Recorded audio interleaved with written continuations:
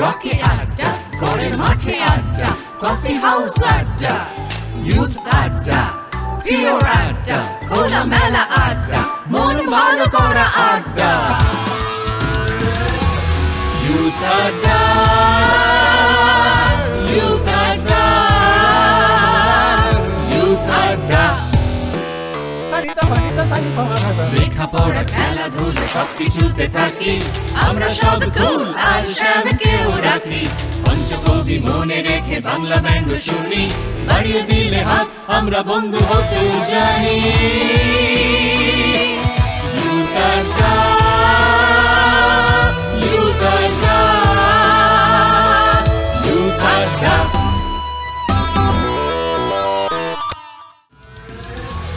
Youth আড্ডা, youth আড্ডা। শত দিকে আঁখি যার, শত গুণ বুঝি তার। এরকমই একজন মানুষ আজ আমাদের সঙ্গে রয়েছেন। সকল বন্ধুকে আজকের দুই হুজুরের গপ্পর আরও একটা নতুন পর্বে জানাই অনেক অনেক স্বাগত। আজ আমার সঙ্গে রয়েছেন বিশিষ্ট অভিনেত্রী, সকলের পরিচিত এবং প্রিয় শতাক্ষী নন্দী। এই যে শত দিকের কথা বললাম, কেননা শুধুমাত্র অভিনয় জগৎ না, এর পাশাপাশিও তার বিস্তৃতি রয়েছে মার্শাল আর্টে, রয়েছে ক্লাউনিংয়ে এবং পাশাপাশি কন্টেম্পোরারি ডান্সিং, এবং তার সাথে আরও অনেক কিছু রয়েছে। সেগুলো সব কিছু নিয়েই শুনবো, কিন্তু তার আগে স্বাগত জানিয়ে নেব এই মানুষটিকে। শতাক্ষী দি, তোমাকে স্বাগত জানাই। অনেক ধন্যবাদ, থ্যাংক ইউ। একেবারেই আমাদের দূরদর্শনের স্টুডিওয়ে আজ তুমি রয়েছো। দূরদর্শন মানেই একটা আমাদের কাছে অন্য রকমের স্মৃতি অনুভূতি, কেননা আমরা ছোটবেলায় দূরদর্শনের হাত ধরে বড় হয়েছি। এই দূরদর্শন নিয়ে তোমার যদি কোনো স্মৃতি, কোনো অভিজ্ঞতা থাকে এবং অনুভূতি, সেটা যদি আমাদের সঙ্গে একটু ভাগ করে নাও। ছোটবেলায় মা বাবার মুখ থেকে দূরদর্শন নিয়ে তো অনেক শোনা, কারণ আমরা যারা 90s-এ বড় হয়েছি, আমরা তো একটা অদ্ভুত ট্রানজিশনের মধ্যে দিয়ে গেছি। আমাদের বাবা মা একদম ছোটবেলায় যেটা উপভোগ করেছে তার কিছুটা আমরা উপভোগ করেছি, ভাগ্যিস। তারপরে তো পরের জেনারেশন আস্তে আস্তে সেটা পায়নি, সেই প্রিভিলেজটা হয়নি।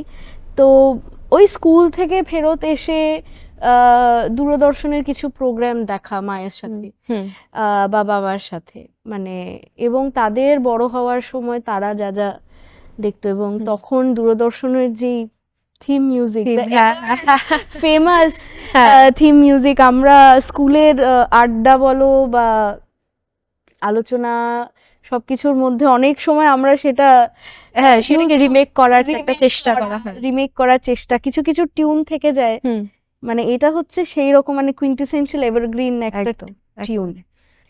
তো হ্যাঁ, ওইটাই মানে পাসিং অন, মানে মা বাবা ছোটবেলায় যেভাবে দূরদর্শনে বড় হয়েছে ঠিক সেটা অতটা তো পাইনি, কিন্তু পাস অন করে দিয়েছিল। তাই স্কুলের পরে মূলত আর কি দূরদর্শনের কিছু প্রোগ্রাম দেখা ফ্যামিলির সাথে, এবং সেখান থেকে আজকে এখানে একেবারে দূরদর্শনের স্টুডিও আমরা তোমায় পৌঁছি। তো প্রথমেই যেটা আমি দর্শকদের বললাম যে নানান দিকে তোমার বিচরণ রয়েছে, কিন্তু এক কথায় আমরা শতাক্ষী নন্দী বলতে অভিনেত্রী, অভিনেতা বুঝি। তো এই অভিনয় জগতে প্রবেশের গল্পটা একদম শুরুতে যদি একটু বলো। শুরুতে বলতে গেলে আমারও জন্মের আগে থেকে বলতে হয়। আমার বাবা মার আলাপ হয় থিয়েটার করে, আচ্ছা, তারপরে প্রেম করে বিয়ে, এবং তারপরে আমি জন্মাই। তখন যেটা হয় আর কি, মানে মধ্যবিত্ত পরিবারে জন্ম নিলে তখন সংসার সামলানো, রোজগার করা, এটা এত বড় একটা চ্যালেঞ্জ আর প্রায়োরিটি হয়ে ওঠে, কিছু করার নেই সারভাইভ করার জন্য।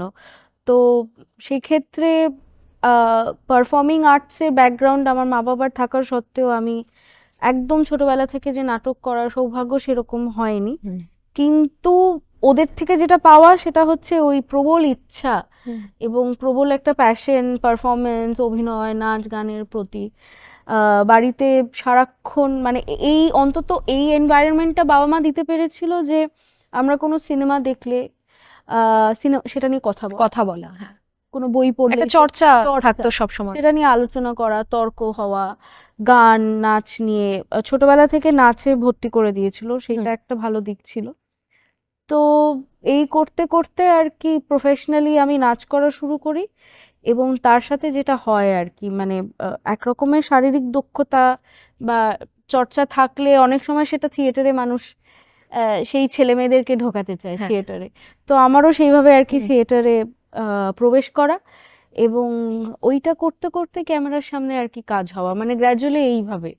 আচ্ছা, আর এর পাশাপাশি তুমি ক্লাউনিং শিখেছো এবং নাচের কথা তো তুমি বললেই, কিন্তু মার্শাল আর্ট মানে আমার একটু ভয় ভয় লাগছে বলতে। তো এই দুটো কিভাবে? উম, আমি যে খুব কনসিয়াসলি ডিসিশন নিয়েছি যে এটার পরে এটা করব বা এটার পরে এটা করব, ঠিক সেটা নয়। কারণ আমি শুধু জানতাম যে আমি অভিনয় করতে চাই, আমি পারফর্ম করতে চাই। হুম। তো যখন যেটা আমার মনে হয়েছে যে করলে আমাকে হয়তো আরেকটু বেটার অভিনেতা হিসেবে ঠেলে দিতে পারে, হুম। ওই দিকে ঠেলে দিতে পারে, বা আমি হয়তো আরো নিজেকে স্কিলড করে উঠতে পারি, হুম। এটা যদি আমার অভিনয়ের কাজে লেগে যায়, মানে হুম। এইটা ভেবে আমি আর কি করা। তো আচ্ছা। যখন যেরকম সুযোগ পেয়েছি আমি করেছি। মার্শাল আর্টের ক্ষেত্রে আমি আসলে আর্টাকালারি বলে একটা ডান্স কোম্পানি আছে, যেটা is one of the foremost পুরো সাউথ এশিয়ায়, এটা ব্যাঙ্গালোরেই অবশিষ্ট। আচ্ছা। তো ওখানে আমি স্কলারশিপ পাই, ফুল স্কলারশিপ নিয়ে আমি শিখতে যাই। হুম। তো ওখানে Kalaripayattu which is the martial hmm. Art, যেটা আমি শিখেছি, আমি বলতে পারবো না I am an expert in it, কারণ এক্সপার্ট হলে আমি এখনো কেরালাতেই হয়তো কালারি নিয়ে পড়ে থাকতাম। কিন্তু ওখানে আমাদের one of the primary principles was Kalaripayattu. আচ্ছা। তো আমার সেটা খুব ভালো লেগে যায়, কারণ আমার কিছু কিছু জিনিস হয় যেগুলো মনে হয় না যে নিজের সাথে মানে রিলেট করা যায়। রিলেট করা হুম। যায়, বা মনে হয় যে না এটা আমি অন্যান্য জিনিসের থেকে একটু বেটার হয়তো বুঝতে পারি বুঝতে পারছি, হ্যাঁ। বা ভালো লাগে। ভালো লাগছে। তো তাই জন্য আমি ওখান থেকে আমি কেরালা যাই, কিছু হুম। সময় ওখানে ছিলাম।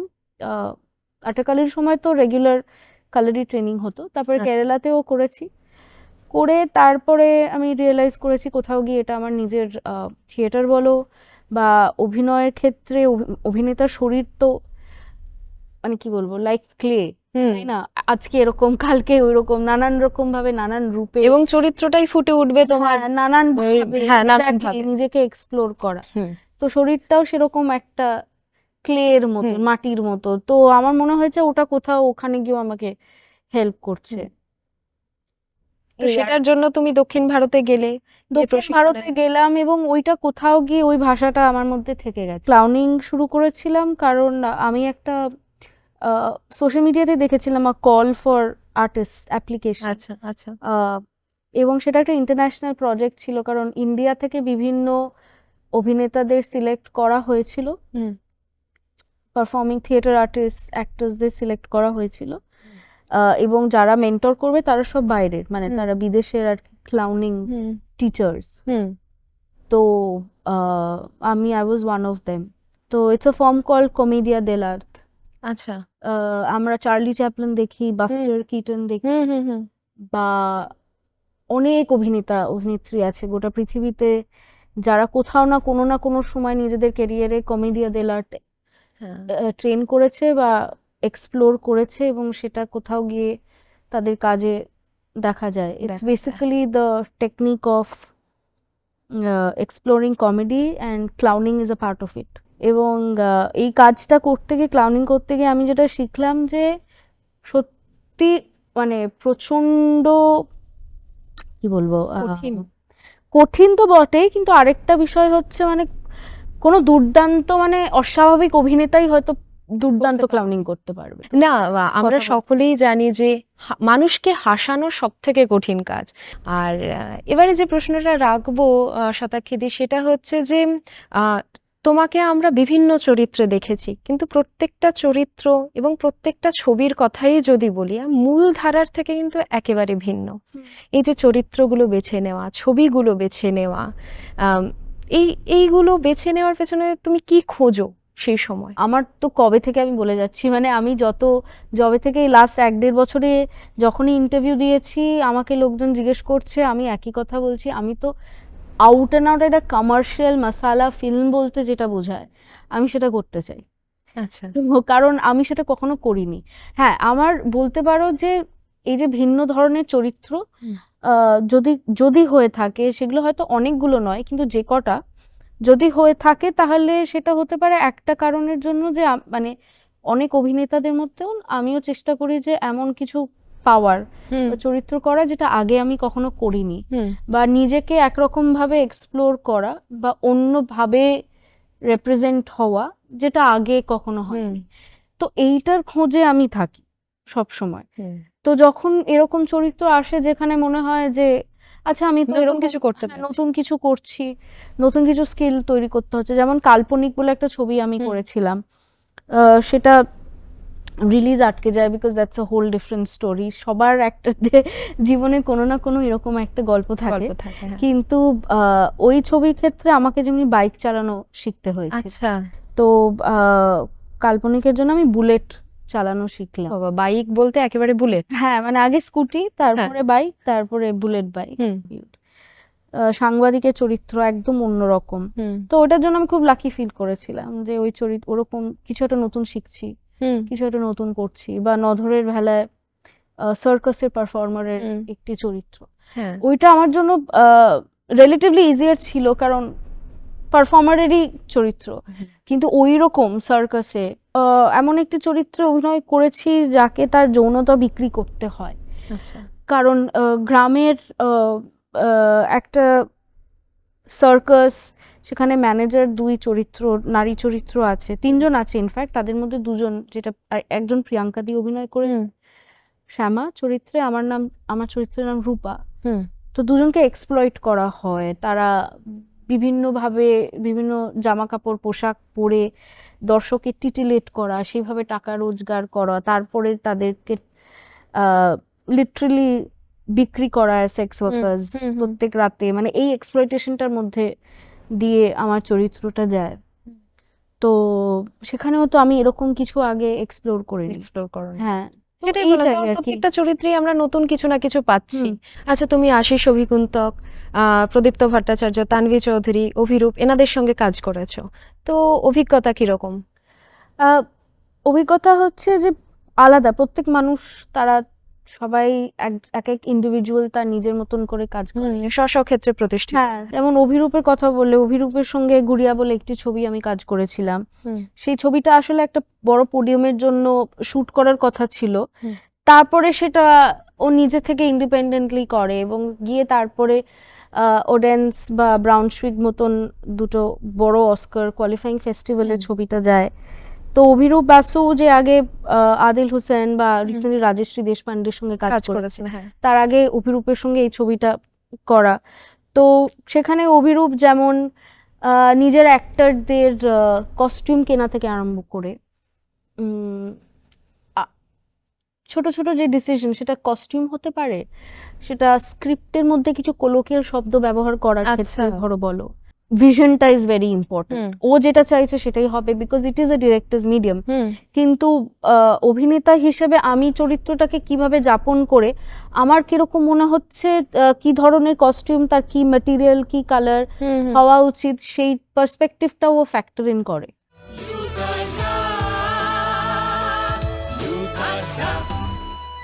প্রদীপ্তদার ক্ষেত্রে তো মানে আমার জীবনে প্রথম বড় কাজ, সেই অর্থে যেটা দিয়ে মানুষের কাছে আমি হয়তো আরেকটু বেশি পৌঁছে যেতে পেরেছিলাম, হুম।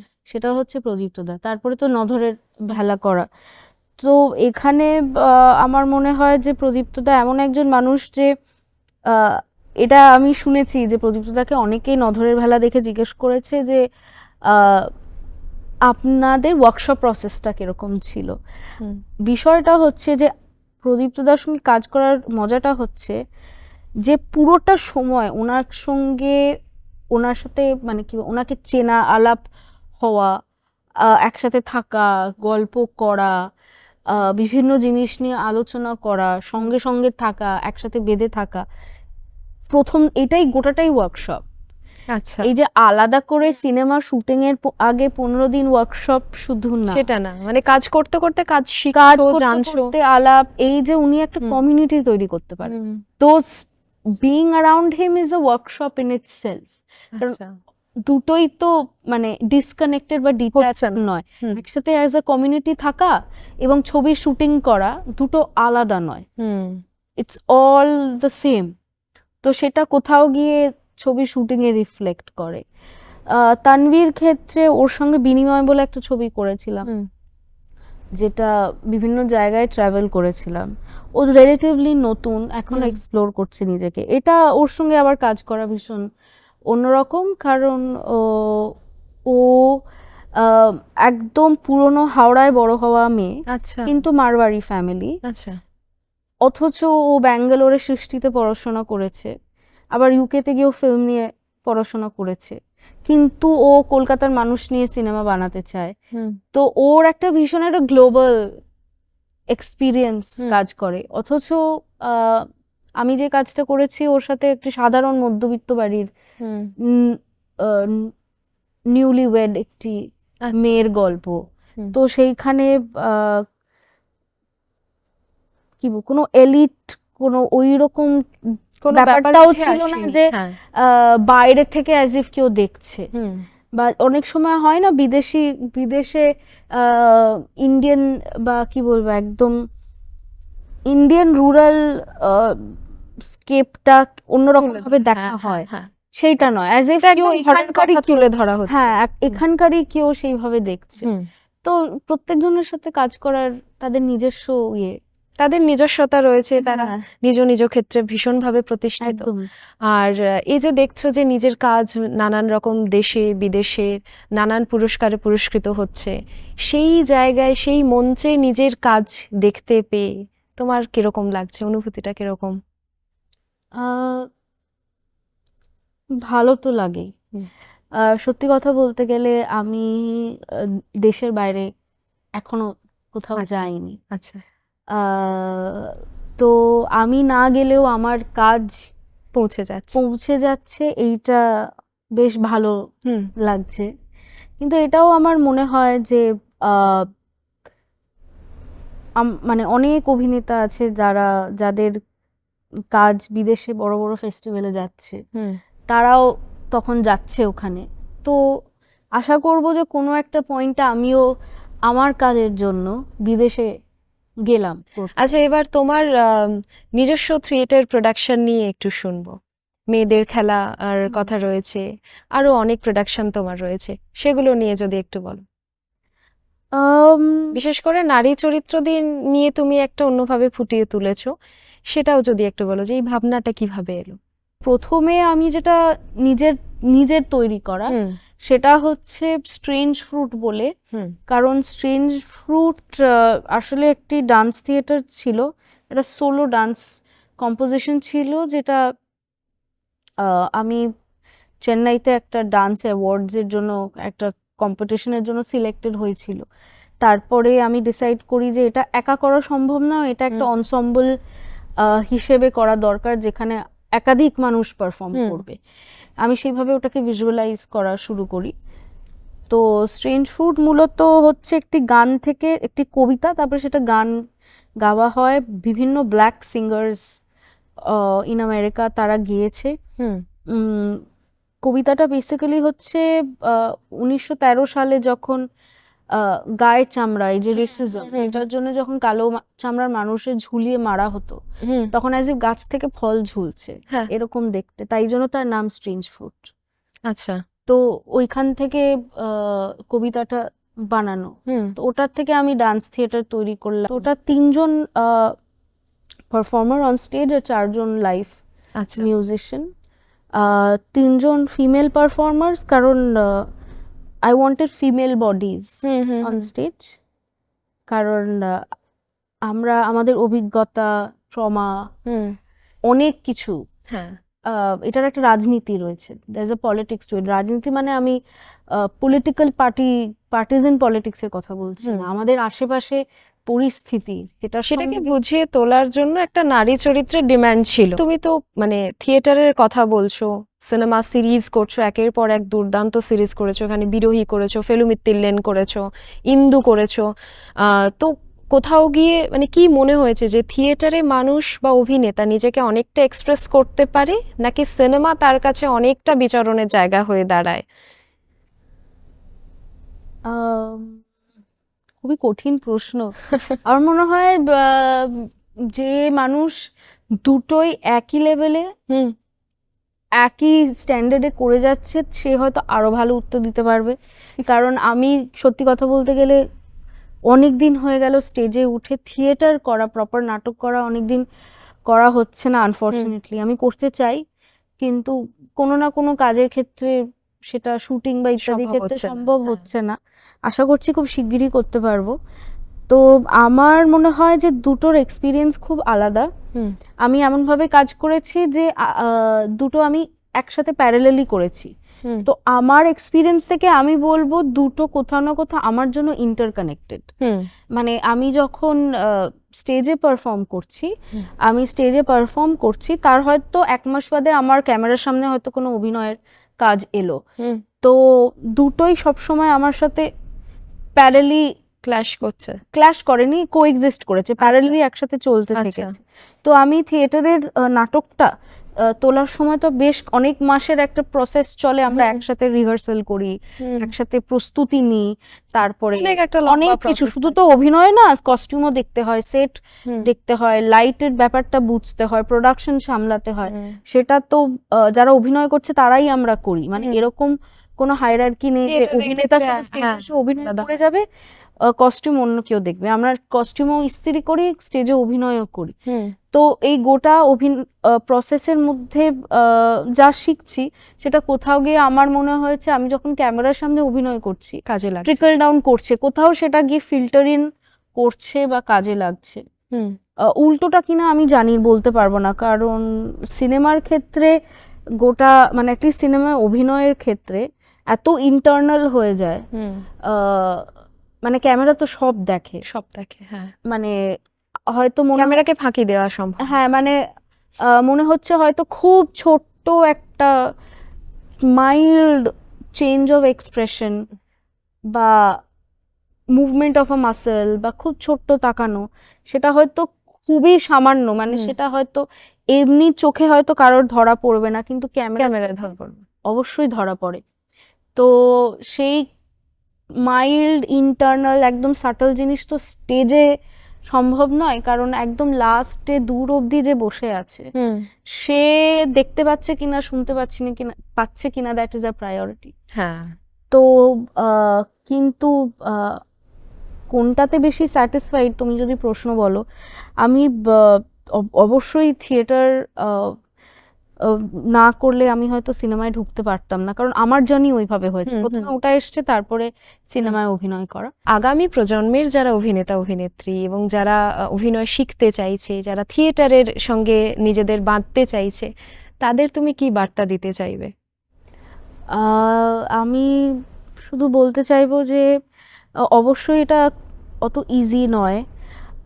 আমরা যারা ইন্ডাস্ট্রির কি বলবো, ইন্ডাস্ট্রির কোনো লেগাসি না নিয়ে, আমাদের বাবা মা সাধারণ মানুষজন, আমরা যারা এরকম পরিবার থেকে উঠে এসে আমরা স্বপ্ন দেখি যে আমরা অভিনয় করব বা সিনেমা বানাবো, অবশ্যই ইজি নয়, অনেক বাধা বিপত্তি পেরিয়ে করতে হয়। কিন্তু আমি বলবো যে মানে আমাকে এখনো যেটা হেল্প করছে, আমি বলবো না যে আমি খুব দুর্দান্ত পজিশনে দাঁড়িয়ে আছি, কিন্তু টিকে থাকার জন্য আমার মনে হয় সব থেকে ইম্পর্টেন্ট বিষয় হচ্ছে টিকে থাকা, ছেড়ে দেবে না। এবং আমি আরেকটা জিনিস বলবো যে আমি এখন সেটা আরো শিখছি, এটা আমার সিনিয়র অ্যাক্টরদের থেকে শেখা। যখন আমি তাদের সঙ্গে নাটক করতাম বা ওয়ার্কশপ করতাম, এরা মানে অনেকেই বলতো যে প্রস্তুত থাকা, মানে প্রস্তুত থাকা, সেটা অ্যাজ অ্যান অভিনেতা নিজের ক্রাফটের জায়গা থেকে হতে পারে, বা সেটা শারীরিক চর্চাও হতে পারে, বা যা যা তোমার মনে হয় প্রয়োজন to be ready as an actor, যাতে যখন অ্যাকচুয়ালি সেই একটা গুরুত্বপূর্ণ চরিত্র তোমার কাছে আসবে, which will be a deal breaker for you in your career, তখন যাতে কোনো অসুবিধা না হয়, তখন যাতে তোমার মনে হয় না যে তুমি রেডি নও। সো আমার মনে হয় জাস্ট কিপ প্র্যাকটিসিং। প্র্যাকটিস বলতে তুমি যেটা বোঝো সেটা keep doing that. Support system একটা খুব বড় বিষয়।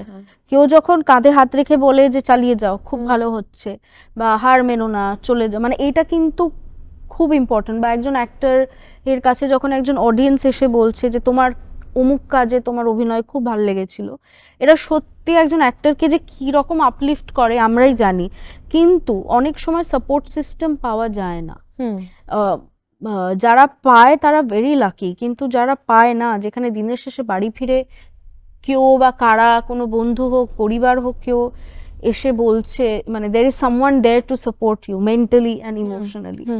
তো যাদের কাছে এটা নেই, এটা তাদের জন্য আর কি বলা, যে নিজেকে বারবার রিএশিওর করতে হবে, মানে there is no other way.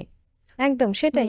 নিজের ভালোবাসার জায়গা যদি হয়, সেটা যদি বেছে নিতে হয়, নিজেকে চর্চার মধ্যে থাকতে হবে, নিজেকে গ্রুম করে যেতে হবে। এবং যেটা শতাব্দীর কাছ থেকে জানলাম, শুনলাম যে নানান দিকে পারদর্শী। তো এরকমভাবে স্কিল বাড়াতে থাকলে আমার মনে হয় মনটাও খারাপ হবে না, এবং কোথাও না কোথাও গিয়ে কিন্তু সেটা অভিনয় জগতে কাজে লেগেই যায় এবং লেগে যাবেও। তো এইভাবেই আগামী প্রজন্মকে আমাদের এই বার্তাই থাকবে যে কাজে সফল হতে হবে, মন খারাপ করলে চলবে না, এগিয়ে যেতে হবে।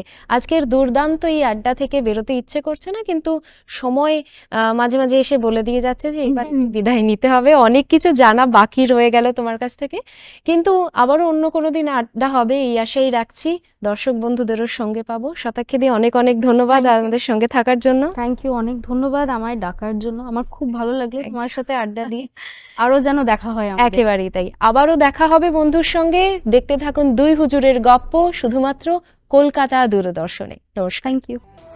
স্বল্প একটু গল্প হলে দিনটা জমে ক্ষীর, শহর থেকে পালিয়ে করি ইনস্টাগ্রামে ভিড়, পায়ে পায়ে কাছে দূরে ব্লগ করি ঘুরে, লক্ষ্য ভেদ করে ফেলি স্বপ্নগুলো জুড়ে। ইউথ আড্ডা, ছুটির আড্ডা, পথে ঘাটে আড্ডা, বৈঠকি আড্ডা।